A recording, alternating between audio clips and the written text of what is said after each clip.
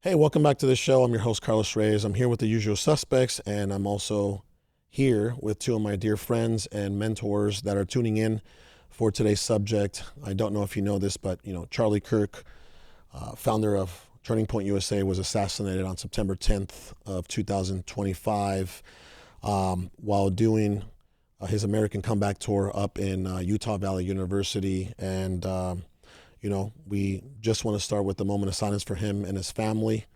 And we'll dive right into, what's going on in the nation.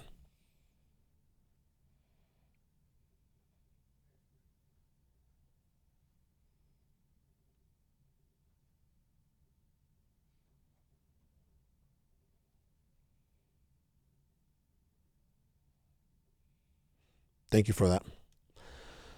Gentlemen, let me actually introduce you guys, right? The usual suspects are here. Mr. Zady, Mr. Adrian, and I have a dear friend, mentor of mine, Mr. Jaramy Wilson, joining us here out of Phoenix, Arizona. And streaming in, I have my spiritual mentor of many, many years, Mr. Doc Ferris, joining us out of his ranch up in Georgia. Welcome to the show, fellas. Honored to be Thank here. you. Hola. Hello. So today's a little bit of a different type of show, right? I feel like many of us, I haven't been speaking to you a lot about this specific situation, but spoken to Zady, spoken to Adrian, spoken to Doc, and a lot of us have been deeply hurt, deeply distraught by Charlie's passing, his assassination. We feel like we lost a family member. We feel like our spirits were somewhat hit in some way, And I want to start there. Why do you think a lot of the country right now, and I can't speak for all 330 million residents in the U.S., but I would say a really high percentage or a good percentage of the country is mourning, right? It feels like we're mourning on both sides of the aisle, by the way. Whether you're a Republican and conservative or a progressive and a Democrat, I feel like a lot of us have come together to mourn this horrific situation that just took place in our nation this week. Why do you guys feel that's happening across the country right now? I personally don't think that the mourning is because of one person, but it's because somebody who put himself in the enemy's lair, basically going to college campuses, talking about conservatives. That doesn't really happen, right? So he went in there, and just by speaking his mind, he's attacked and he's called all these things: misogynist, sexist, racist, all bigot, these fascist. things. Right. So all these things they're attacking him with words. They're putting these things on him. But I think we're mourning because this is like an attack on America, like the experiment of America, where we could think differently, we can engage in conversations, Freedom of speech. and we don't throw each other in prison and we don't kill each other. Like it's been attacked. You have somebody who's bringing up his Christian values. People don't agree with him. They call him a fascist and they killed him because of it. He's never attacked anybody. He's always shown respect. Even when he disagrees with people, he still shows respect. People take his stuff out of context and make YouTube videos calling him racist because of what he said, but there's no context in what clip they're showing. But I think that's why I'm sad. I think this is an attack on America. Like, there's a lot of people that I look at and I go, I think that they're racist, they're liberal, they're a part of the Confederate part of this country, and I wouldn't kill them. I don't want to silence them. I want them to talk. I want to engage. I want to debate with them. And like, this is a huge attack on us as a nation. Yeah. Think about it, right? Did we ever believe, a lot of us have been, I've been in this country for a very long time. You guys were born in this country, right? Did you ever believe at some point growing up that your constitutional rights were going to be attacked at some point at some point in your lifetime. Because if you think about it, why did someone assassinate Charlie Kirk? Having an opinion. He stood for American values in the Constitution. He was a genuine patriot at heart, and his ideologies supported not just broadcasting his beliefs, but supporting the improvement of our community as a whole, as a country. And that's very rare. Well, if you think about it, what did he stand for? God, family, country. That's simple. That's what he was about. And for people to, call him a bigot and all these words, but yet he always, if you ever, man, this guy, first of all, Charlie Kirk founded Turning Point back in, I believe, 2012. He was 18 years old. That's crazy. Right? This guy is irreplaceable. He's irreplaceable. He's irreplaceable. We lost someone that I don't know. I hope there's 1,000 Charlie Kirks that sprout from this. Yeah. I just right now I'm just gonna say at this very moment I just don't see anybody that's in the political realm, even in the religious realm, or minister realm, right? I don't believe there's anybody that comes close. There's a lot of voices out there, right? There's a lot of voices on both sides, on the political side and on the religious side, like T.D. Jakes and Candace Owens and Tucker Carlson, right? And, Megyn Kelly and the list goes on and on, but none of them are a movement. Charlie Kirk single-handedly, through Turning Point USA, I believe tilted this election, won the election for Donald Trump. I truly believe that. Statistically, you're right, because college students for the first time voted statistically conservative instead of liberal. Well, and the highest voter rate for that age group. Yeah. Yeah. Yeah. It wasn't like that before. Yeah. And that's where he goes. He goes to college campuses. So, I mean, I think factually speaking, stats-wise, you're on point. You know what he did, if you think about it? You guys remember when, for the longest time, right? And you can say a lot on the Democratic side, on the blue side, which is, again, today is not about political ideology. You know what I mean? That's not what this is about today, right? We're just going to historically go over some things that have happened over time. Do you guys remember Rock Your Vote from MTV? Yeah. Right? For how many decades has America been trying to involve the youth, the 18-year-olds, the 21-year-olds? Historically, 18-year-olds, 19-year-olds, 22-year-olds, 25-year-olds, they didn't show up to the voting booths, the voting polls, right? They didn't. It's true. Historically, for decades, they did not. And people threw hundreds of millions of dollars at trying to get the youth, right, to show up and get involved, right? Because if you think about it, in this country, voting, I mean, your vote does have power. I know there's a lot of conspiracy out there that will tell you, your vote doesn't matter, right? Right wing, left wing, right wing, left wing, same bird. Your vote doesn't matter. People, presidents are selected, Congresses are selected, et cetera, right? So, but if your vote didn't matter, then why do people spend hundreds of millions of dollars trying to get it? If your vote doesn't matter, right? So again, Carlos, go ahead. I was just going to say there's also... Doc, I'm sorry. The point, I apologize. The point I was making was, for decades, America has been trying to get to the youth. And you know what Charlie did? Charlie didn't, go on MTV, right? Charlie wasn't part of any type of, rock your vote, campaign like a P. Diddy having the pass and all these, artists and all these actors and et cetera, right? You know what he did? Charlie pitched a tent at a college and he just started talking to people. Addressing the youth. He started addressing the youth. He started to debate. He wanted to understand why people felt the way they felt. And he provided not only a platform for himself, but a platform for the other side in many cases, right? Think about who debated Charlie Kirk. It was always, Somebody with opposing views. It was always people with a completely perspective than he did, a complete different ideology. And I love him for that. right? I love Charlie mostly for the human being that he was, right? His principles and his faith, his courage in his faith, the way that he loved his wife Erica, the way that he loved his children. But I love Charlie for embodying the Constitution. So that was all I was going to say was that's the type of difference Charlie made in this country. And prior to Charlie, I don't know who's done that at that level, if that makes any sense. I think that right there defines why he was eliminated.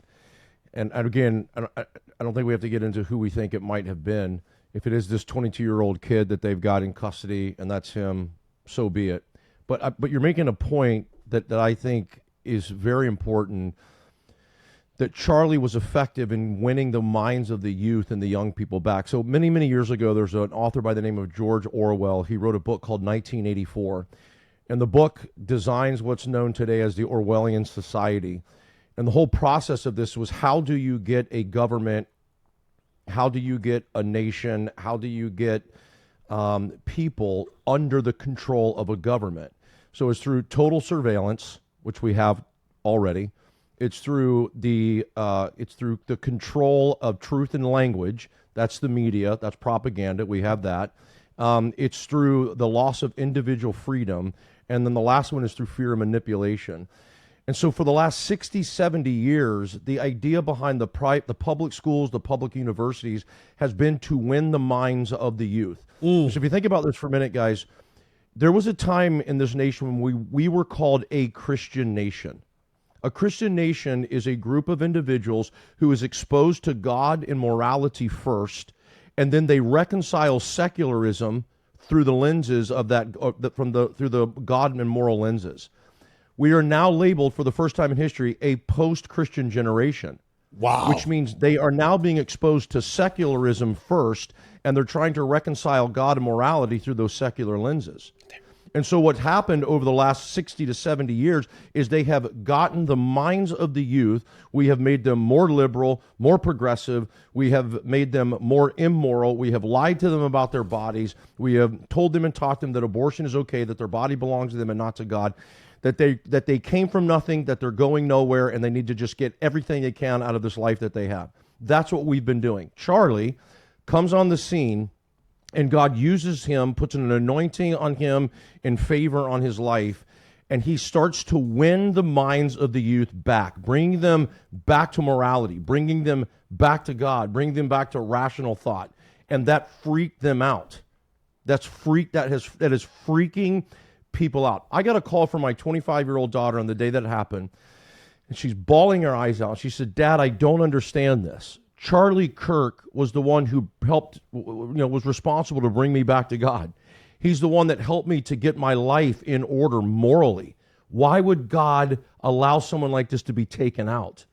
And so I think that's the point. If we had to find an answer to this, as you said, there's a million voices, but Charlie was effective, and he was getting the minds of the youth. If you get the minds of the youth, you have the future.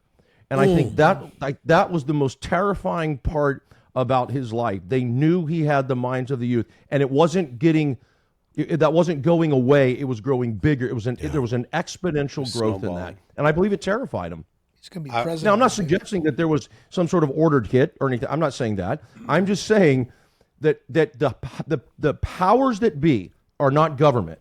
Ephesians chapter 6 says, "We do not wrestle against flesh and blood, but against principalities and spiritual darkness that sets itself up in the highest places of authority." Meaning, this war is not a war of flesh and blood. It is a spiritual war that is manifesting itself in physical realms, in flesh and blood. But that's not the real war. So there is something at the helm that was behind this to stop what God was using Charlie to do. By the way, we've seen this happen all throughout history. Thus, the martyrs. Yeah, my son's 10 years old, right? And we're driving back from his practice the other day, and we're talking, and he was just asking some questions, right? And I was like, in my head, I was thinking, what can I equate this to? Like, that we've never seen something like this, right? We saw an attempt on the president, but it was a failed attempt, so it didn't leave enough of like an emotional hit for most people, right? Or to the country in general. Yeah. And the only thing that I could think of was this is like the modern day assassination of Martin Luther King. Or JFK. I wouldn't even see I would see more of like the impact that he had, because it was such a spiritual movement that Charlie was pushing, right?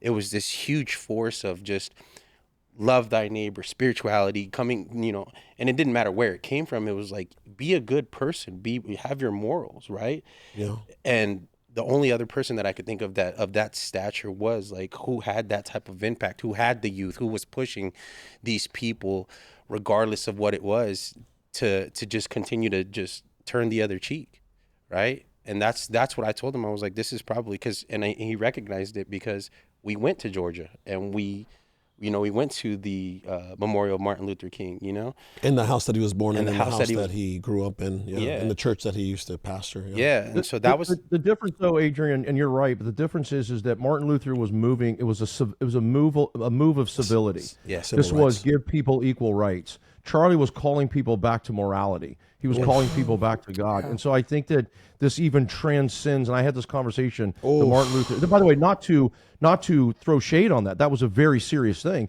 Right. But my point is that the Martin Luther King, the Malcolm X, they were a civil movement. This was a moral movement. He was bringing people back to God and to morality. And that's a hard fight. You remember this, guys. Government can tell you what is legal and illegal, not what is moral and immoral. And that's what we do in the context of civility. We tell you what's legal and illegal, which is why they can say, "Hey, abortion's legal." Well, that doesn't change the moral side of that issue and that cause. So his battle was a moral one, which I believe made him a bigger target Absolutely. for the enemy, and why he was taken out. And the ability, right, to now in today's society, where how much of an impact it could have so fast as well too, with the power of social media and just putting up a camera. And now it's not even just the nation anymore, it's the entire world that's seeing these things, right? That's how much more of an impact and how much more of a target you become, because you have not just the nation, not just the state, not just your local neighborhood, right? You have the eyes of the entire world at this point that are just looking down at you. And when you have that many people in the devil's playground, which is this earth, like, what can you expect to happen? You brought up a Well, great. you think of, yeah, go ahead. No, go ahead, Doc. If you're on something. No, I was just saying what Adrian just said reminds me of Revelation chapter 11, where God said that in the last days that the prophets will be murdered in the streets and the entire world will watch on. Wow. Like that's like real prophecy. Mm-hmm. And so 100 years ago, there was no way that they could figure that out because there was no television and cell phones. But now it's like, oh, we just saw that happen in real time. Oof. What I was going to say is, when you brought up international, I mean, people are like, well, what's the big deal, right? So it's just, he's not in office. He's not a political figure. So presidents of this country, every living president made a statement about his passing, or his assassination. Every living president, including Biden, including Clinton, so like this guy made an impact at 31 years of age. And even international people, like rulers of other countries. Yep. Argentina. They even said something. So like that's, I mean, to both your guys' point, it's just, it's kind of, I don't want to say it's scary, but it's sort of like, what's written in scripture is being seen and we're living it now. We're living this change that's happening. And it's like, what do we do? We know what's coming. What do we do? Jeremy? I think the biggest factor beyond having kids show up and winning their minds and voting, it's what Doc said. He brought people back to their moral compass, and he did not believe in victimhood. He believed in empowering people to see that they had free will of choice, that they could tune into the divine whisper and be guided by something more powerful than them, regardless of religion, regardless of politics. What is the opposite of right? Left. and he that was what he did well. He encouraged the subjective sharing of right and left so that we could return to the moral truth. that there is a divine compass that lives inside of all humans.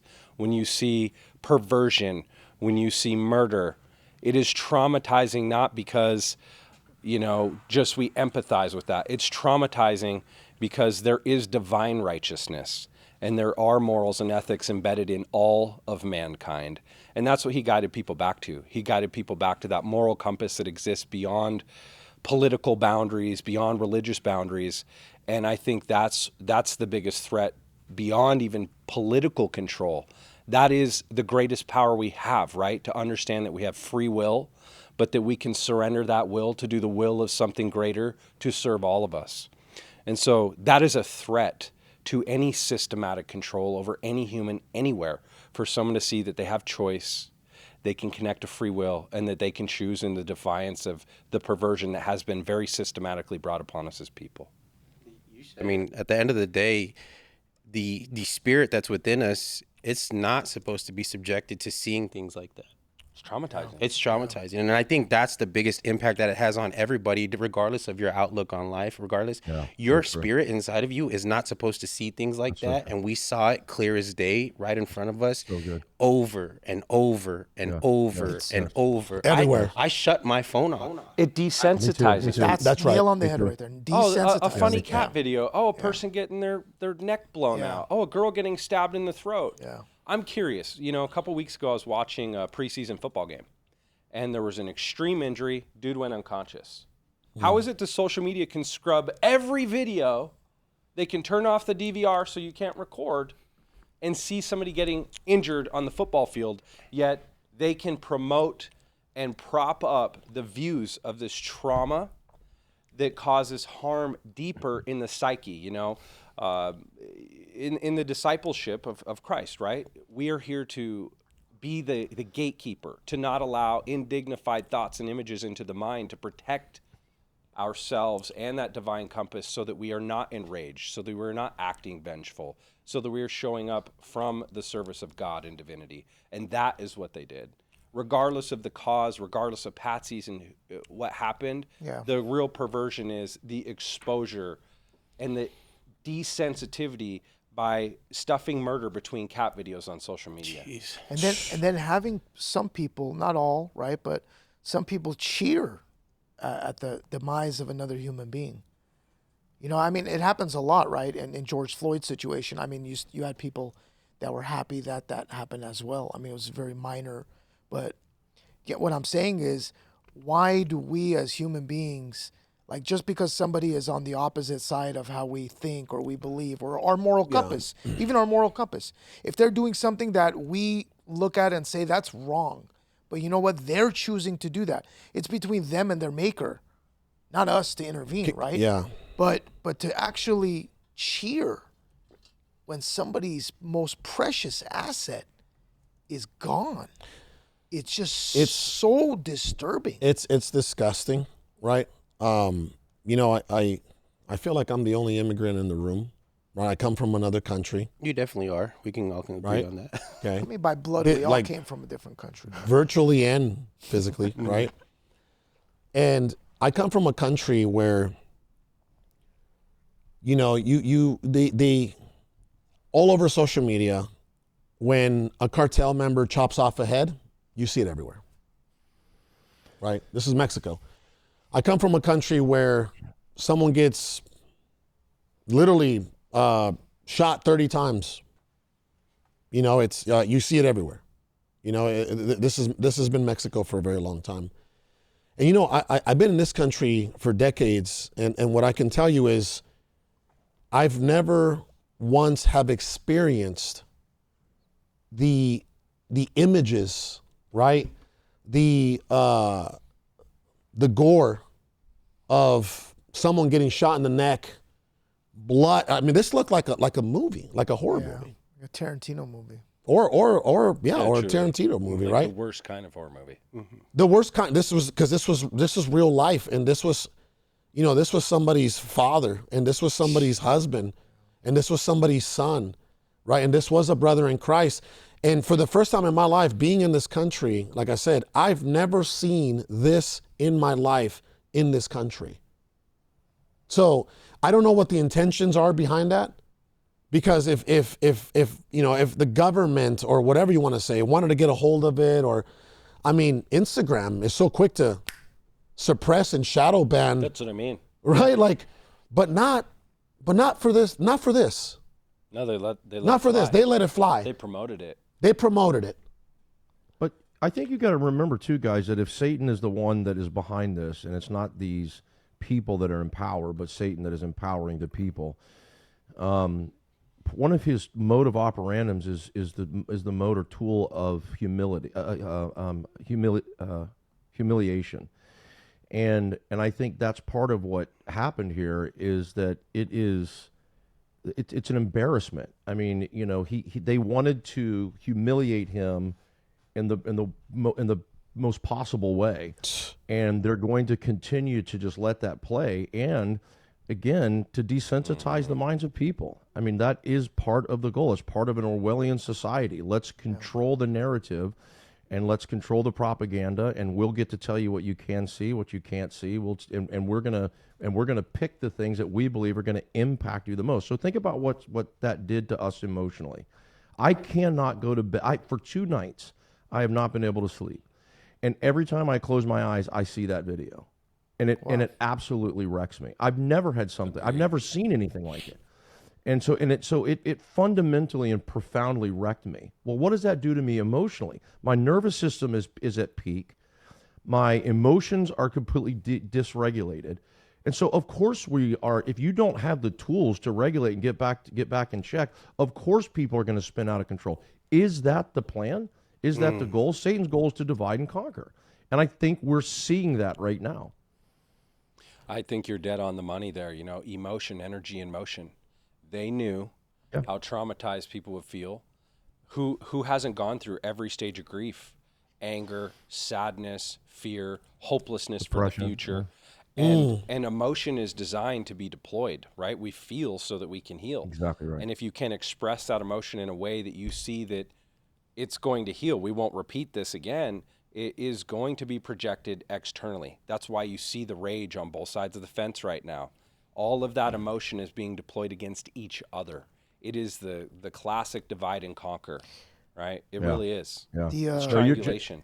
do you guys see how many riots happened in Utah after this? Nothing. 0. Zero. Yeah. Exactly. So at least we're on the right foot of how to move forward afterwards, right? At least we're not fighting and blaming. I mean, that's happening online, but there's no literal violence against Yeah. each other at this point yet, right? Yeah, it might.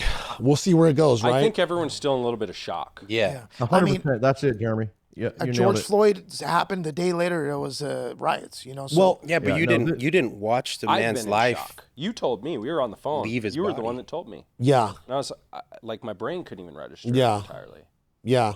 No, I don't think anybody. I mean, when it happened, and then you see it. Like I saw it minutes after. I couldn't believe it. I wish I could unsee it. One of my Absolutely. clients is like, he's like, "Are you sure you want me to send you a video?" I said, "Yeah, send me the video." Like I couldn't believe it. Right. Right. Charlie Kirk got publicly assassinated. While doing what he's been doing for the past decade. yeah. Right. Hey, I Like, want to go back to something ahead. Jeremy said about emotions. I think this is such an important component, is for people to know that emotions are not a response to a crisis, but the prediction of a crisis. And so most people are not, they're operating out of what they are predicting and perceiving to be true, not what is actually true. And that's what drives our emotions into a state of wild, just out of control behaviors. And so emotions are a prediction to a crisis, not the response. And what I, you're right, there isn't a lot of rioting right now, and this is probably going to come across massively controversial. I don't care. But from my perspective, people who hold a more conservative and even a Christ-like perspective are going to be slower to move on something like that, because they're going to be, they're a lot more methodical. But in my opinion, those are the most, they can be the most, that can be the most dangerous.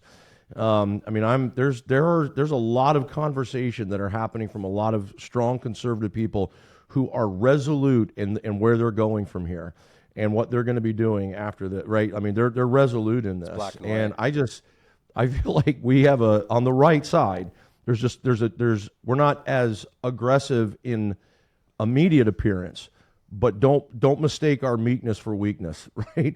Don't mistake our kindness for weakness. You know, I will say at this very moment, right, I am proud of our country in that sense that, you know, there's no cities that are burning right now, and you know, no police cars are being flipped over. There's no looting, there's no rioting, you know, at this point, right? I am proud of our country in that aspect. But some of the rhetoric and some of the hate that I'm seeing online, it's absolutely disgusting, right? Like, let's be frank here.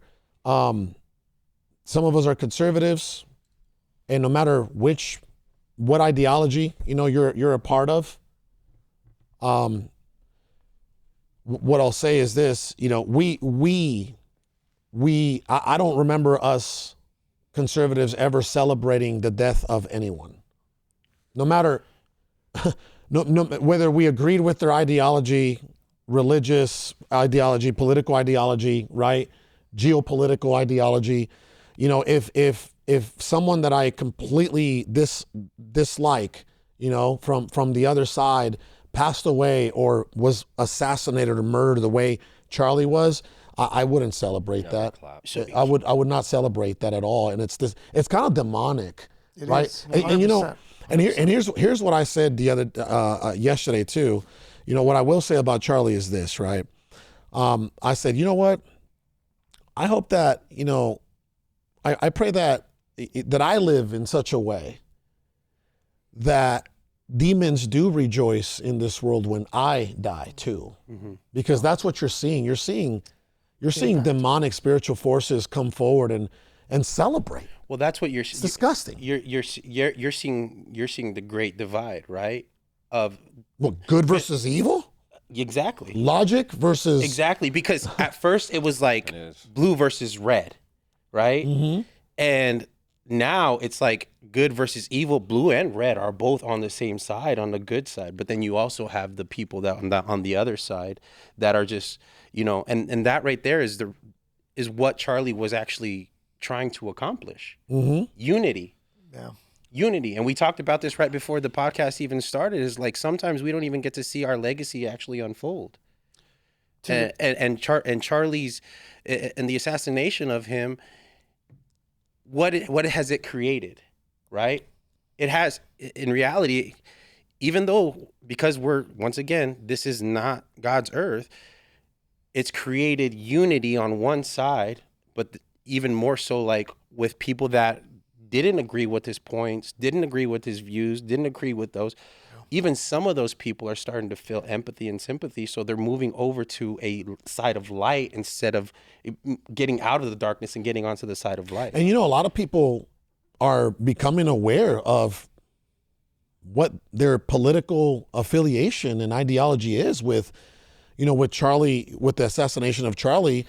They're seeing people on their side of the aisle celebrate it and be happy about it. And they're like, that's not very humane. Right. Sure. And that's now causing them to kind of have some thoughts about, you know, where they're at. Yeah. So I love this conversation because, you know, what we've realized about Charlie, that Charlie did better than most, is he didn't blame these people that were a subject of immorality. He didn't say, you're evil. He said, it's not your fault. That's right. He said, it's not your fault. He said, we live in a society where there is less fathers having the actual responsibility to not only demonstrate, but model and teach the examples of morality and high values to our populace. And he went out to set that example, and these people that are celebrating the death, it's also not their fault because they haven't had that example. And I think that's the message that I really received the most from Charlie, is his deep conviction for the family unit. If you've never studied Freakonomics, you guys ever studied Freakonomics? Oh. Crazy. Freakonomics? It's pretty fringe, but yeah, there's a book written, Freakonomics. Wow. It goes into statistics. He referenced this a couple times. We should try and find the videos on it. There was a study, back in the 90s when, major metropolitan areas, the crime rates diminished by 8 to 12% seemingly overnight during the Clinton administration. All of the local governance in each state took credit for it. They said, oh, this is because of our policies. Clinton pinned a badge on his own chest. But the studies proved that it was because there was a dramatic decline in, well, you know, this gets really controversial, but Roe versus Wade, there was less children being born to unwanted families. And so because the statistics proved crime decreases when there is less human beings not cared for, not raised, he was like, wow, well, I don't believe in abortion, so how can we create that same result by establishing the values of the family unit, by having men and women take responsibility for embedding those values in their children? And I think that's the thing, is like, all people are teachers, and most people teach us what not to do. And being able to look at these people right now, and rather than vilify them, to see it as an indication that the work is not done yet, and that we have a moral social obligation to demonstrate those values through our behaviors, through the examples that we don't only set for our family, but what Charlie did was sacrifice to set that example for not just these communities and these colleges, but for our country. And so I don't want to go on too big of a tangent here, but you know, I think that's what he did well, is to look into the eye of the beast and the dragon and the possessed, whatever you want to call that, and say, it's not your fault. It is that you haven't recognized you have the power of will, and that you can listen to the divine whisper, and you can choose divine righteousness. And by the way, amazing point, bro. I was gonna say to Doc's point, but you added on to his when he brought up this is a spiritual war that's happening. So these people that are cheering, it's not really them.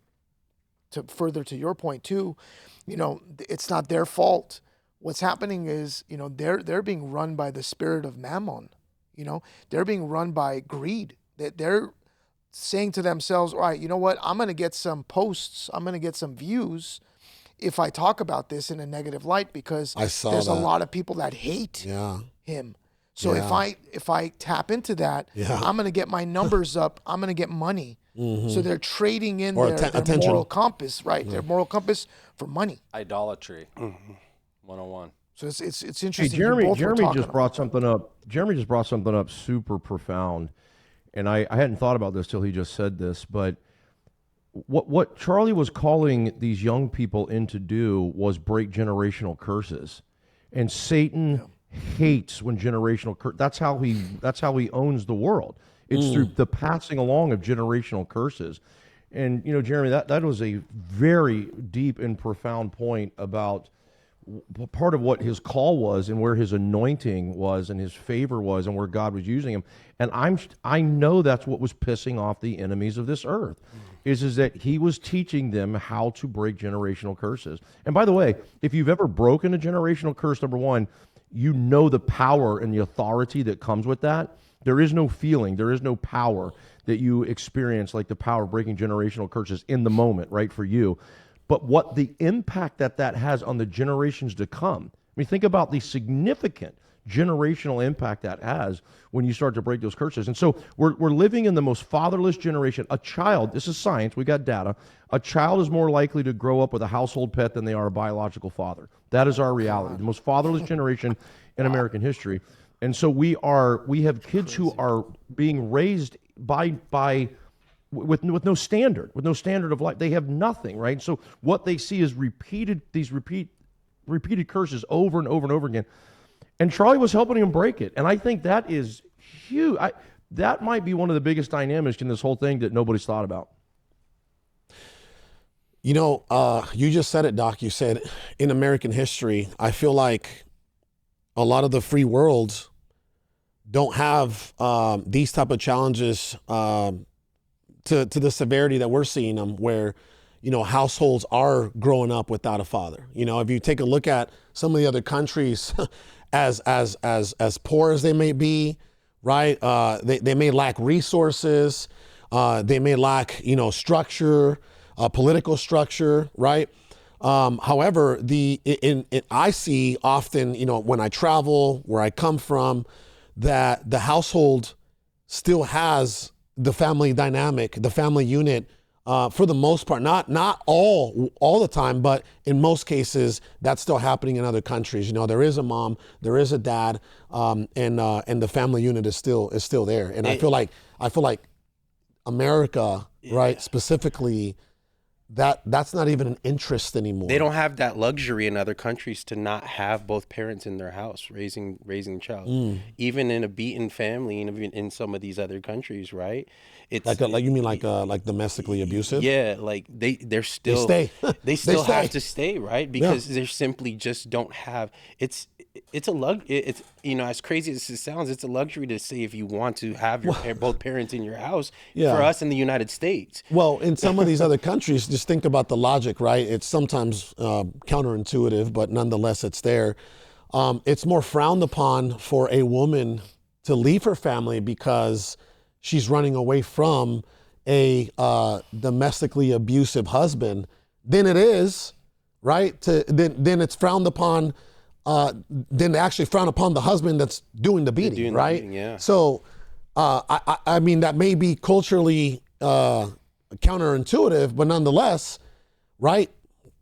I mean, they still have more of a family dynamic and unit and structure than America does. I think Well, this is. I think that's part of the point. You know, we have a lower divorce rate than like North Macedonia is like 9.6 divorces per 1,000 people. We're like 2.4 in America. But what's interesting is that we have less people getting married. Yeah. We have a generation of dudes. We don't have a generation of men. The average gaming age right now of men playing video games is 35 years old. They're still hanging out in their mother's basement in their underwear playing video games. Yeah, look it up. It's crazy. But here's my point. What's that? I said, geez, I am going to look that up right now. That's No, crazy. it's the reason we have Underwear is incels. crazy. It's the same thing. But my point is that there is a we're not developing men, and so put on top of that the Tinder hookup culture. So these guys are going out knocking these girls up and not taking responsibility for the children. And so it's not just about a divorce rate; it's about a generation of dudes that we're raising up that aren't real men. They don't know what it means to be a man. Carlos, we've talked about this before. Plus, on top of that, you got a bunch of beta males online masquerading as alpha males, trying to teach other beta males how to be alpha males. And the whole thing's a train wreck. But by the way, real quick before you go, by the way, Doc, the average age of a gamer in the U.S. is 36 years old. That going is up. shocking. They're That getting is older. that is shocking, dude. You're almost halfway through your life, and you are a full-blown gamer. Because anybody out there that's watching or listening, right? When we talk, the definition of a gamer is someone who actually spends a good amount of time and energy and resources, right, into playing video games.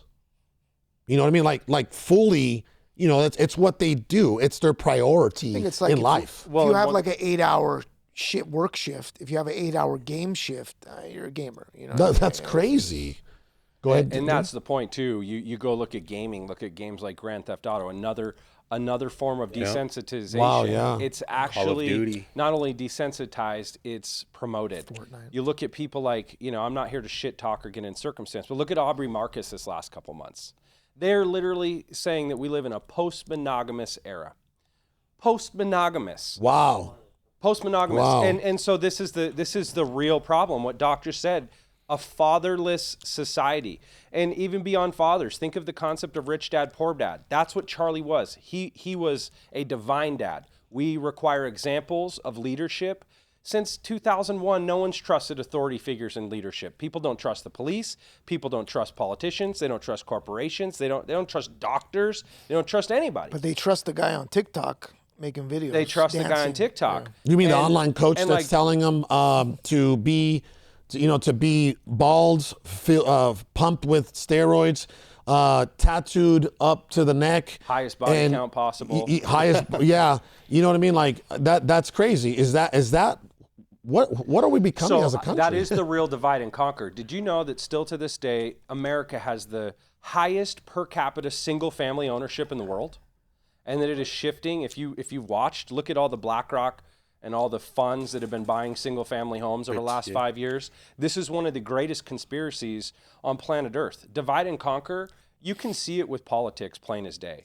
You can see it in the religious and spiritual warfare that's happening. but it really is the atomic family unit that America has stood for as the #1 example in the world for all of the history of our company, our country, exactly, our corporation of America, that has allowed us to stand in strength and be beyond just unified in values. And it truly is the compass of where we're going. And if we do not stand tall and demonstrate that example and then provide a path for others and then allow them to see it's not their fault and we will show you what to do and how to do it, we're going to continue on this path. It's real true. I want to say this last point related to that because it is. When we first met, we first started doing some stuff. Remember what I said on the very first call? I said, hey, I don't care what you do in business. I don't care how evolved you become through do you remember what I told you? Yeah, you wanted me to be a great dad. That's it. I said, I don't give a shit about anything else. The #1 thing is that you are an amazing father and you're an amazing husband. That's right. Because without that demonstration, who are you really leading? Nobody. Nobody. That's great. Real quick, more stats. There's about 191 million people in the USA who play video games at least 1 hour per week. That's not bad. What do you mean that's not bad? That's more than half of the country. No, 1 hour a week is not bad. Bro, there's people in other countries that don't even have enough to buy a video gaming system. The average American spends It's disgusting. 6 to 7 hours on a smartphone. We're in front of black screens all the time, and that's the point. What is promoted there is divisional. If you just study the core of basic psychology, back in the 1950s, look up what a primary group is in psychology. You know, back in the day, you were raised, usually your family would teach you their trade. They would inherit a business or a role or a set of skills to you. And you didn't start looking outside of your community, your family unit, your church, and your close friends at school to identify as anything other than those values that were demonstrated till you were in your 20s. That age has come down so heavy that now the division in a household, children are like, I'm not like my parents when they're 5 and 6, and they start seeking out external primary groups. Think about when you were in school. You start seeing the niches, little cliques of people, the emos, the jocks, whatever you want to label all those as. And people are looking to identify with something because they do not have a value structure. So the last point I'll make to this, because I want Doc's perspective and everyone to talk about this, you know, the 3 core drivers of human behavior when you study it. #1 core driver that made us the apex predator, to avoid discomfort, to avoid dismemberment, to avoid death, right? To avoid abandonment and rejection of society. Second, our second motivating driver is the status center of the brain, right? My reputation with myself, my reputation with my creator, and my status and reputation with my community and society. That motivates our behavior. But the #1 thing that can shift those behaviors, and someone will surrender their will more than anything else, is culture. It's groupthink. You put 100 men in a private room. This is real studies. They've done this. You put 100 men one at a time in a private room and you ask them if they like to binge drink. They all say, no, I don't really like to do that. I don't like to black out. It doesn't feel good. No, I don't enjoy that. They all say they don't enjoy it. You put 100 of them in a room and say, who wants shots? And they all start screaming. Groupthink, myelinated. No, this is a real thing. Wow. And it's used against us. It is weaponized against us to make sure. Isn't it funny? So much of the quote unquote other side fights about what they can and cannot identify with and as. It's because they do not have a social structure where your identification in the community is founded on values. It's founded on opinion now. Merit. And back to the moral compass of divinity, that is only objective truth. Morals and ethics are supported by law, but those are natural and embedded in all humankind. You know, I feel like the U.S. I've been saying this now for years. I feel like we're becoming Sodom and Gomorrah, right? We're becoming Sodom and Gomorrah, and I know that for many years, actually for decades, you know, a lot of countries have viewed us this way, right? They viewed us as these like perverted heathens, Perversion, yeah. right? Yeah, Muslim especially the countries think we're Middle Eastern countries, and it's subjective in my opinion. But like, is it really subjective? We are becoming Sodom and Gomorrah if you think about it. I mean, think about what just happened over these past couple of years. Like, what did we legalize nationwide? That I was like, that's disgusting. Why do we do that? Gambling. Yeah. Remember, we used to just be able to gamble in Nevada, Yeah. and then not only did we legalize like gambling, but online gambling. Oh, by the way, and we promote it. Every other Sports commercial, athletes or every commercial actors, you see, right? You got these gambling companies that are pushing it in our face. Every sports game that you're watching, you got the gambling companies that are pushing it in your face. I always, like, it's never sat well with me, Doc, that I see, like, you know, I was at some point, I'm like a big fan. Oh, I'm a big fan of Jamie Foxx, and then I see him promoting gambling. I'm like, no, I don't know. That doesn't align with me. It's disgusting. And just so everybody listening understands what you're talking about, I kind of want to dive in. Who wins when you gamble? It's a zero-sum game. Exactly. You don't win. There's not a net win. No. So you're gonna lose. I've never met a winning gambler. And if right, they won for that day, or they won that week, or maybe even that month. But at the end of the year, They're not. no one has net ever positive. brought a ledger, right, a balance sheet to me, a PN, whatever you want to call it. No one has ever brought me a financial statement that said, "Look, I invested this much. I this was my won." gain. Yeah, and has it ever served anything beyond a financial gain? Even if someone said, "Hey, look, I've gamed the system, and here's how it's serving me." How many of them have said, "And here's how I'm giving back to the community, and here's I've how I'm never using this heard as a of that, demonstration actually. to serve us, our communities, and our people"? But here's the other reason, Doc. I'll allow you to go next right here. You know, this is why these are some of the reasons why folks are calling the USA Sodom and Gomorrah, or while they're comparing us to Sodom and Gomorrah, right? Moral decline, as we all been saying, right? The rise of corn. I'll say corn because you can't say the P word. The rise of corn. You know, hookup culture, as you were saying earlier. You know, casual sex, left and right. You know, right? The redefinition of gender and sexuality, right? That's the more on the moral decline Blurred side. edges. What about the loss? Sodom and What'd you say? Gomorrah 101. Blurred edges. What about the loss of faith, right? The decline of, you know, church attendance, and, you know, we've distanced ourselves from some of our, you know, religious foundational principles that were put into place by the founding fathers. If you think about it, weren't they all Christian? Weren't they all Christian? all of them. Didn't Christ, right? Like, they were united in so many different ways. Obviously, you know, they were united in the fact that, you know, they wanted a country. And I mean, think about I don't know if there's another country out there that comes close to our constitutional rights. Think about other those people copy constitutional us. rights. Other copy Yeah, us. we are the model. For sure.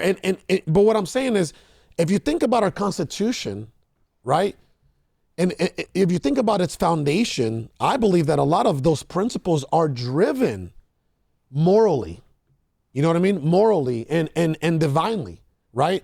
Here's another. How about this? Arrogance and pride, right? The idea that, you know, you know, we're forgetting God. We're boasting about our wealth and our power and our, you know, everything you're seeing now on social media. There you go. Right? And then we're becoming an entertainment culture, right? We celebrate violence now, and hence the assassination of Charlie. It's like Roman Yeah. emperor stuff. This Right? This is Sensationalized. It's disgusting. This is a gladiator arena. That's right. People are addicted to chaos. Well, what is it? Give us entertainment and breadcrumbs, and we'll be occupied. We won't fight. Right? We won't pay attention. We won't pay attention to what's really going on at the highest level in the spiritual realms, right? And I'll give you the example of that. Did you know that on September 10th, on the same day that Charlie Kirk was assassinated, that the House of Representatives, right? Was it the House of Representatives or was it Congress? I think it was Congress. Voted not to release the Epstein files on that same day. Did you guys know that? There's like 5 big things that day. Well, let's There's go over other some of those countries things. that overthrew their entire government that day. Did you see what's going on in Nepal?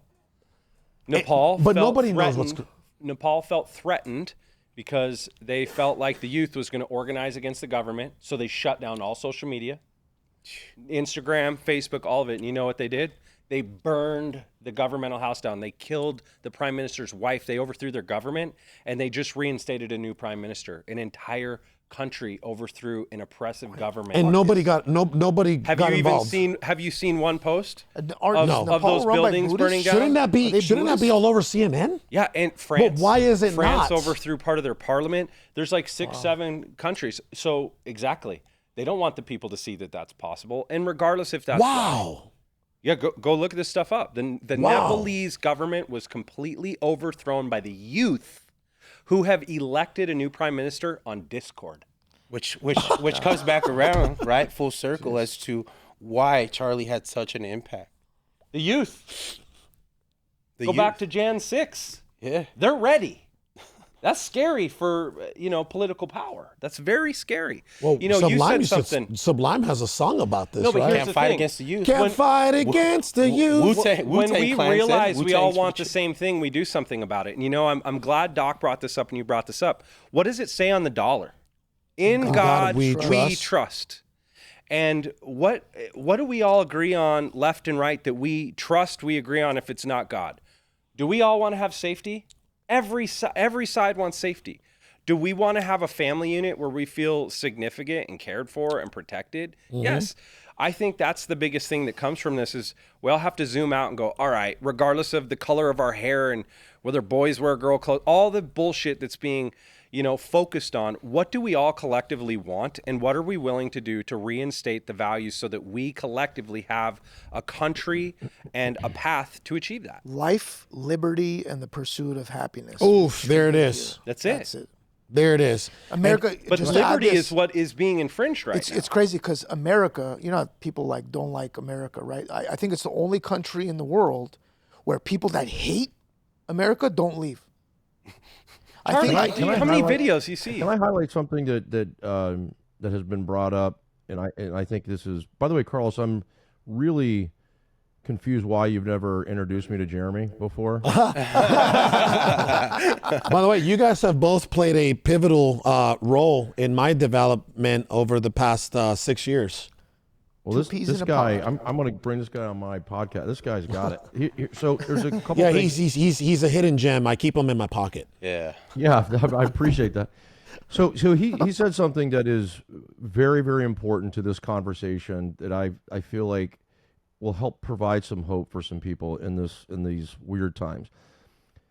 If a person does not understand their value, and as Stephen Covey said this, the great author, leadership guru, he said that every human being wakes up every day in search for something greater than themselves. We are all in search of value.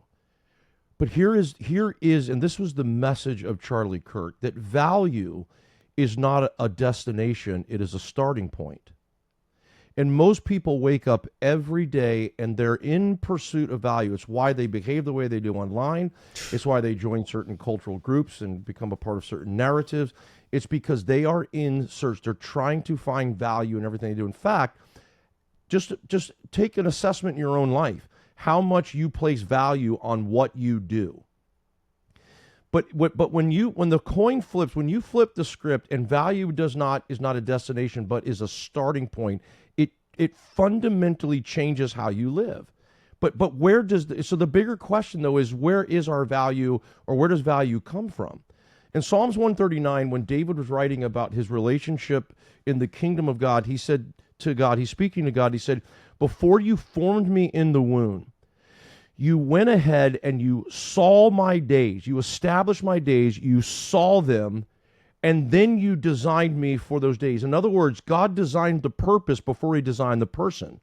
And then when he designed the person, he gave them everything that they needed to fulfill that purpose. Wow. But what we're not doing, what Charlie Kirk did and did very well, was he was helping people find purpose. But here's the I'll close with this. Value is not determined by what somebody thinks it's worth. Value is determined by what somebody is willing to pay. So you guys are in the real estate space. Doesn't matter how much somebody thinks their house is worth. If the market value and the tax assessment and the just market, the just value, all of that, and the comps in the neighborhood, those are going to play a major part. But when you get to the closing table, the real value of that house is determined by the check that is written for that home. So when you think about human life, and you think about the fact that Jesus said, I am, John chapter 10, verse 10, I am the good shepherd, and the good shepherd lays down his life for his sheep. He was setting the pinnacle and the bar so high that he was saying, I'm going to tell you, I'm going to show you right here what real value is. And he said, now he could have said, I'm the good shepherd, I provide, I protect, I'll take care of you. But he set the bar at the top of the top by saying, I am the good shepherd, I'm going to lay my life down for you. Meaning what? You are so valuable that I will exchange my life for your life. So there's not one single thing that a person can do in this life that's going to add more value to them than they already have from the creator of this universe. But we're not teaching people where to find their value or the right places to go to find value. Our value comes from the fact that Jesus gave his life for us. And so when we get up every day and my feet hit the ground, I am starting from the place of value. I don't have to go seek or find it. And when people come back to that reality, their entire life is transformed and changed. I think it's easier to monetize if you say, hey, you don't have this value. Come to me. Let me give it to you. It's a lot more difficult. It's a lot more difficult, but it's truth to say, hey, look, this value is inside of you. You have everything you need inside of you. All you need to do is unlock it. All you need to do is recognize it. That same chapter, there's the next verse says, the thief comes to steal, kill, and destroy. So there are two dynamics that are fighting for you.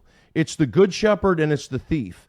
And so there's always going to be a bastardization of the goodness of God, of the abundant life, right? And the goodness of God. And so there's always going to be a distraction pulling us away from the true vine. In John chapter 15, when he said that he is the vine and we are the branches, the job of the branch is not to produce fruit, but we think it's our job to produce because we put value on how much we produce. But if you cut a branch off from the vine and you lay that branch on the ground, does that branch bear fruit?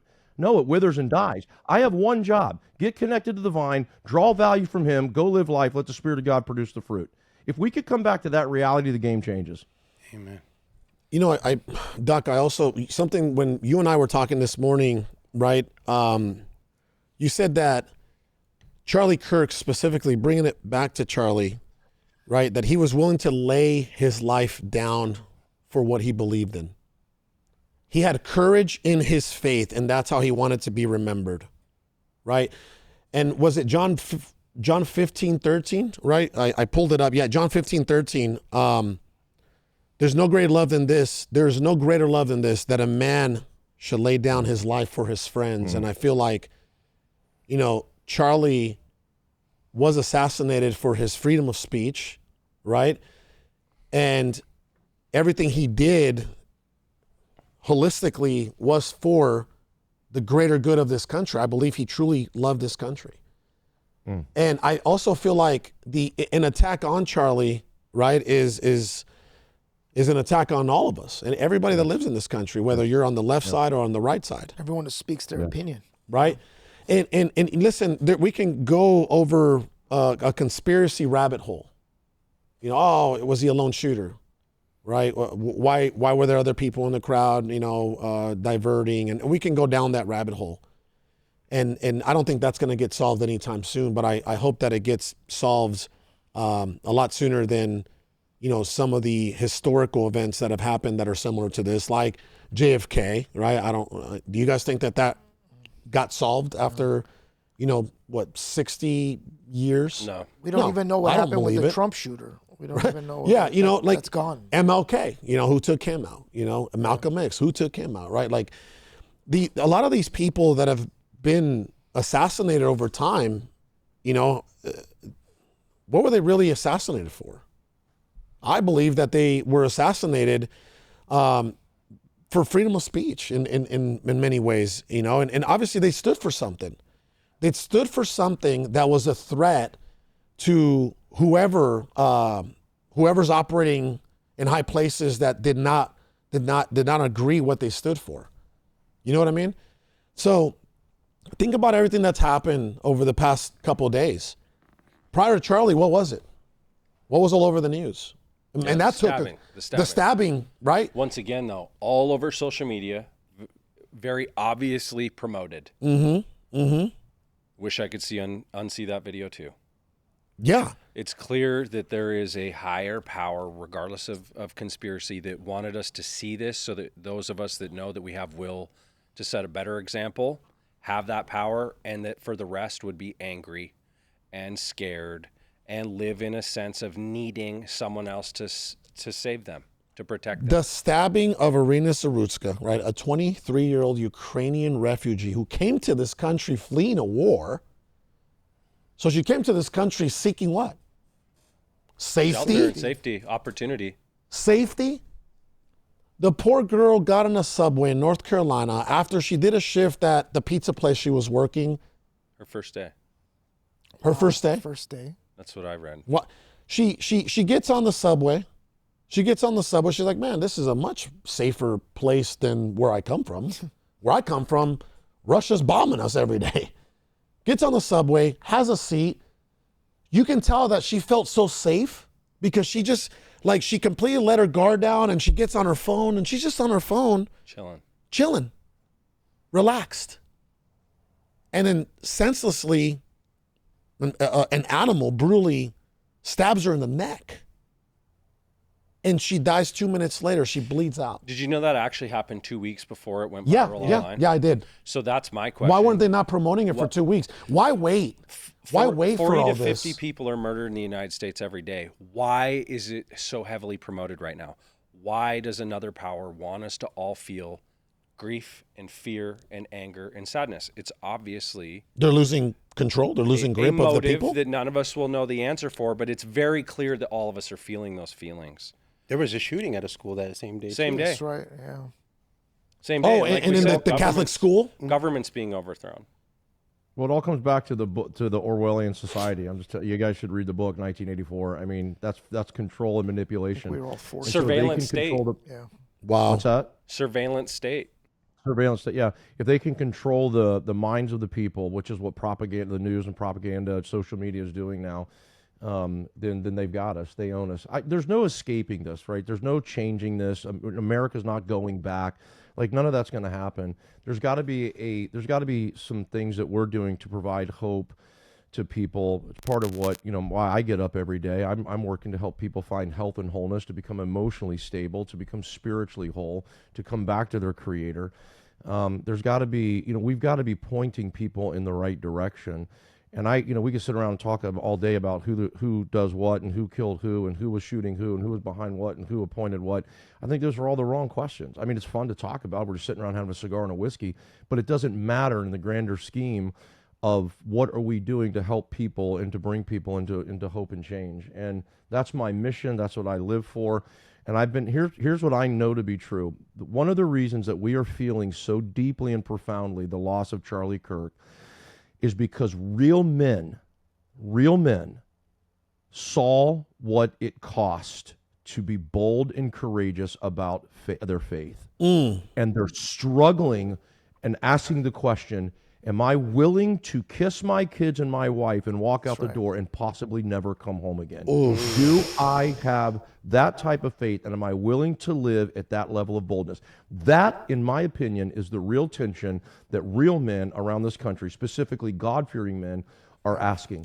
Because you cannot assume for 1 second that if the great apostles of the first century had to be martyred for the explosion of the church, that the last great awakening and revival isn't going to come through some level of persecution. We are no better than those apostles.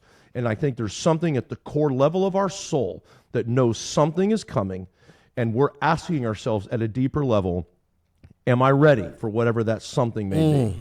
And I think this is a question we have to start asking ourselves. Doc, I don't know if you saw my post not too long ago when I said, men, get your house in order. Did you see that? I saw it. Yep. Right? I said, my fellow soldiers, SOULDIERS. Come on. We need to have our houses in order for what's coming. Build now, I said. I meant that truly because, we need to begin to build our financial fortress and our, familial fortress, right? And our spiritual fortress for what's coming. Are we you know ready? What else we need to do? We need to start turning. We need to stop turning our kids and our spiritual the spiritual tone of our home over to the church. That was never the intention. We've let the church take over and run our homes. And dads are not leading their homes as a spiritual patriarchs. When's the last time you laid hands on your kids and prayed over your kids? When's the last time you grabbed your wife's hands and laid hands on, prayed over her? Watch this. When's the last time you sat your family down and led them through communion? Not the church, but you as a spiritual patriarch. And so we're not leading our homes because we've turned it over to the church. And in my opinion, I can say this as a guy who pastored a church for 14 years, the American church has turned a Christ-centric gospel into a man-centric disaster. 90% of the worship songs that we sing are about us. What can Jesus do for me? And we've missed the entire point of the gospel. Jesus said for the first time that that the people ever heard in the gospels, he said, I am the shepherd and I'm sending the sheep out to the wolves. The job of a shepherd was to protect the sheep from the wolves. And Jesus, for the first time, said, I'm sending you out. They're going to hate you for my name's sake. They're going to persecute you, and they're going to kill you. You must be willing to pick up your cross and follow me. The gospel was not about rainbows and lollipops and unicorns and standing in a church service on Sunday, waving our hands, getting our God on so that we can go right back into the world and be no different. Are we willing to pick up our cross, to be bold, and to carry our faith into the marketplace like never before? These are the conversations that we've got to be having. The church has put us into a severe 911 state of spiritual apathy and anemacy. And I'm not against the church. I'm just saying we have to start asking some questions and doing things differently. That is profound.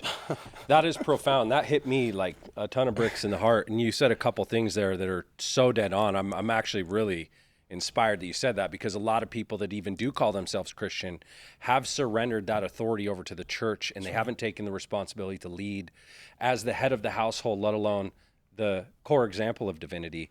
And I also love that you brought it back out of the circumstance and the speculation. You know, Eleanor Roosevelt said, one of my favorite quotes, great minds speak of ideas, average minds speak of circumstances, and weak minds speak of people. And what is the big idea here? The big idea, you just nailed it. The big idea is that we have an obligation, if we have a vision of a better country that does align with the moral compass that's embedded in all of us, to commit to that demonstration first in our families. What did Charlie want? He wanted people to take responsibility and see they had the power to choose. And once he changed that one life, that changed a family unit, that changed a community, that changed our country. It starts at that micro. And so what are we committed to? As the audience listening, what are you going to commit to now? It's not about speculation and opinion and your views and what happened. It's what actions and example am I going to commit to now with resolve and devotion, unwavering action every single day from the moment I get out of bed in the morning to set that example. Thank you, Doc. That was So good. profound. So good. Hey, Doc, you just reminded me too of, the persecution of an individual like Charlie, right? Christ did warn us about this 2,000 years ago. 2,000 years ago. John 15:20, Doc, right? Remember the word that I said unto you, the servant is no greater than his master. If they have persecuted me, they will also persecute you. Right? If they persecuted me, they will also persecute you. So again, what do we expect, right? What do we expect? And I think here's what I'll tell you. Some of the foundational core principles of this country's constitution is popular sovereignty, right? Which means the idea that the power does come from the people, right? Do we really feel like that we're in power, that we're in control as the people right now in this country? I don't know. I don't think so. Okay. What about this? Limited government. Does it feel like the government is limited? Does it feel like the government has actually grown and expanded and beyond our control at this point? Right? And I'm not here to say, I'm here to control the government. I'm just telling you what this country's constitution was founded on, right? Separation of powers. And the list goes on and on and on. I feel like we're distancing, we're every single year that goes by, every single election that goes by, right? There is a bigger gap between us and those core principles. Would you guys agree? Yeah. Absolutely. 100%. By design. Yeah. So here's how I want to left off. Number one, anybody that's watching or listening, I just want to ask them for love and light towards Charlie and his family. You know, you don't have to mourn Charlie, and you don't have to mourn with his family and with some of us. You don't have to. But all I ask you is that allow the people that need to mourn to do it peacefully. You know, you don't have to mourn, but we ask you, control yourself from the degeneracy of celebrating another human being's passing. That's it. Like, that's where I want to leave. That's what I want to leave with. And I just want to go around the room to see, you know, how you would like to close out this show. We'll start with you, Doc. I'm going to speak specifically to followers of Christ and remind you that we've got to be careful not to become too encapsulated by the distractions of government and politics, because the reality is you are not a citizen of this earth. You're not a citizen of this country. You're not a citizen of your town. You are a citizen of heaven. And we have been called to live a life that is bringing the kingdom of heaven here to earth, and to do the best we can to bring the principles of Christ and the will of God here to man. And we should live our life dedicated to doing those things. And so you have a purpose. You have a reason for which you were born. You have a reason for which God allows you to wake up every day. And it is my prayer that you find what that purpose is. You step into it wholeheartedly. And instead of spending your life chasing opportunities, you spend the rest of your life pursuing the calling that God has on you. Boom. Mr. Zady? The thing that is on my heart, man, it's just this whole demonization of people.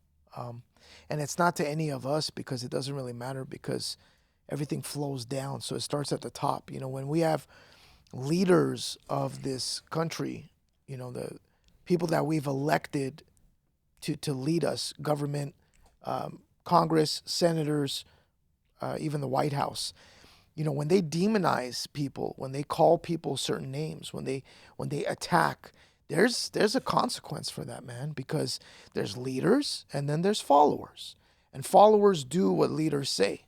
So when they say our country's under attack, we need to do something about this, you know, somebody could be radicalized by saying, well, I need to do something about this. So, you know, obviously, no, I'm pretty sure no one from government's watching this, so turn it around. Don't follow the leaders of this government. Just follow God. Because at the end of the day, if these leaders are righteous leaders, then they follow God. And if they're not, then they're following someone else. And if you're led by somebody who's not following God, you're going down a rabbit hole that's a dead end. Thank you, Zady. Adrian? Doc, I you know, when you said it, right, I've never really heard it phrased that way about the church, right? And that's something that I've been kind of preaching myself too, is that in today's society as Christians, we have used the church as a medication for our sin. Oof. And we take our Sundays. Dang. We take our Sundays with a glass of water God. in the morning and hope that the sin goes away. And the only true way to get rid of that sin is to immerse yourself, consume, and live the gospel every single day. That's the only way that you can clear your body of sin, live this righteous life, and walk this righteous path that is very narrow, and it's very difficult, and it's challenging, and it never gets any easier. You just become more fortified to be able to withstand the attacks that you face on a daily basis here on this physical earth, because we're not supposed to be here. Our life is supposed to be at the end. This is a small piece of our eternity that we're supposed to be living, and our eternity is supposed to be with God at the end of the time. That's powerful, bro.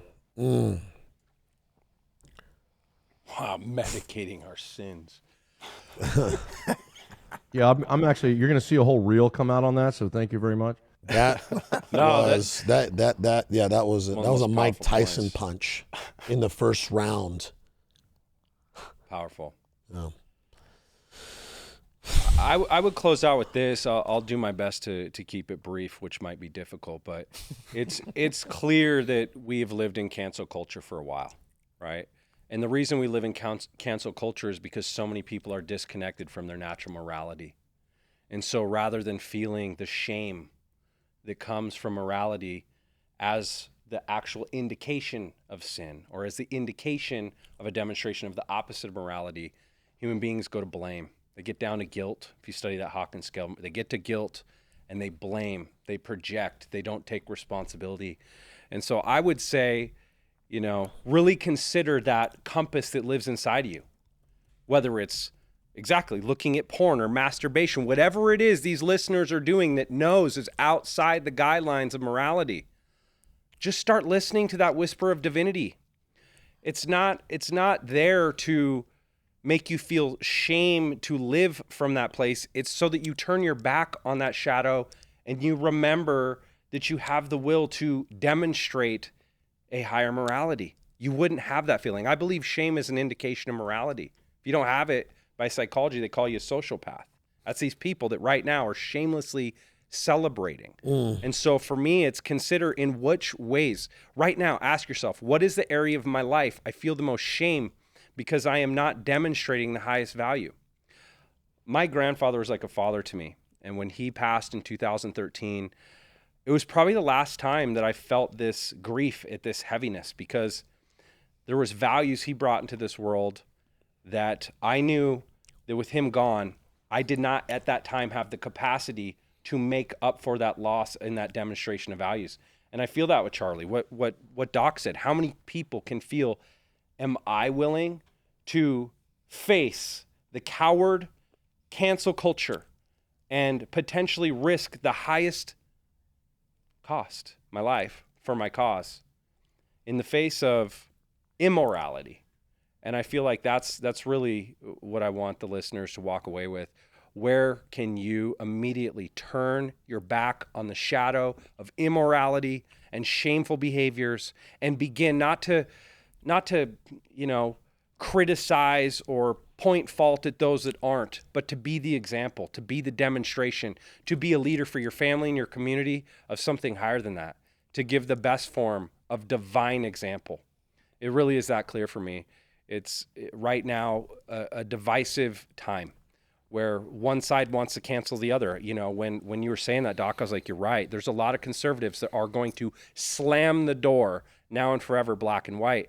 And I encourage those of you that are being moved with hatred and rage and a sense of finality against another side to stop, and rather than attack, remember Mother Teresa during the Vietnam War when she was approached and she was asked to march against the war. She said, no, I will not. They're like, what are you talking about? What are you, for the war? Why will you not march against the war? She said, the moment you have a march for peace, I will lead that. And I feel like that's the final point I want to leave here is be for the light, be for morality, be for divinity, and measure your actions and behaviors with simple inquiry. Does this behavior, it used to be, what would Jesus do, right? What would divinity do? What would morality do? And start making your decisions with that compass, regardless of the church, regardless of the government. And you know what you're going to find? You're going to find yourself walking away from a place of darkness and being the example of hope and faith. And I believe that faithful action is driven by aligning with that divine will that lives inside of all of us. With God as your audience, do his work. Wow. Hey, Doc, if you don't mind, the way that I really want to close this thing out now, I feel like it's the right time for you to take us away with the prayer, and then we'll close down the show. Sure. Father, thank you for these men. Thank you for their hearts. Thank you for sacred leaders in the marketplace who care more about you and care more about doing right than being right, who care more about your will and walking in your will than they do their own. And we have just witnessed what that cost might be. We don't know if this is a new trend of persecution we're going to see in this country. We pray that it's not. But if it is, I'm praying for men all over this country, instead of strapping a gun to their side, which I'm not against, they'll run to you and they'll start to challenge their own faith and ask what they can do to advance the kingdom in this very dark world. God, we have been called to be salt and light. And the purpose of salt and light is to change an environment, not to be like it, not to join in, not to be distracted by it, but to change it. And I'm praying that that's what we do as men in the marketplace. I pray for every father who doesn't know what to do but is still going after it. Every husband who hasn't been taught how to be a husband but is getting up every day doing the best that he can to be the best husband he can be.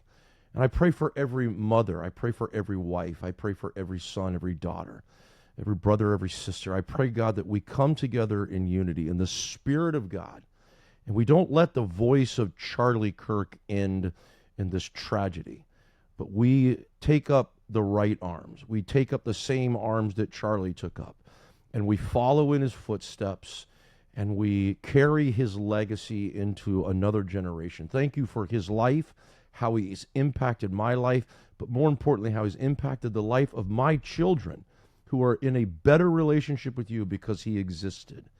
And so I pray tonight for his family. I pray for his children. I pray for the people who are hurting. We ask for comfort. We ask for the peace of God to fill our hearts, a peace that passes all understanding. But ultimately, may we be motivated and challenged to be more like you and to bring the kingdom of heaven here to earth. We pray this in your Son's holy and precious name. Amen. Amen. Amen. Thank you, Doc. Thank All you right, so guys. much for Appreciate you. thank you so much for tuning in. We'll see you next week. Appreciate you, Doc.